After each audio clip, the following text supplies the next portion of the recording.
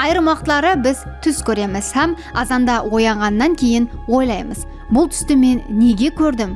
Бұл нені аңлатады? Бұл миымыздегі апайы жағдай ма, ямаса қандай да бір белгі ме?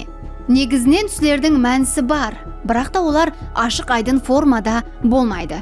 Тек арнан түслер нышанлар арқалы сөйлейді. Базы уақытларда болса миымыз шифрланған тіл арқалы сәубетлесіп атырғандай болады.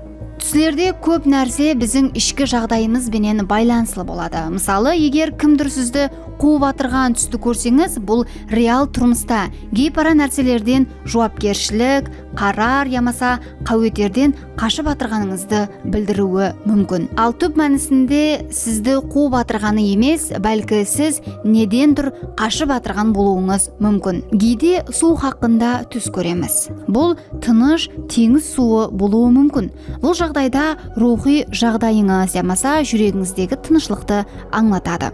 Бірақ егер су ылайлы, толқынлы ямаса сіз оған шөгіп атырған болсаңыз, бұл ішкі тынышсызлық, түсініксіз сезімлер ямаса тұрмыстағы машқалаларды көрсетуі мүмкін. Сондай-ақ көбінесе біз өзімізді бейтаныс орынларда көреміз. Бұл миымыздегі жоғалғанлық сезімін аңлатады. Тұрмысымызда не қылуды білмей атырған ямаса жол таба алмай атырған жағдайларда сондай түслер көріледі.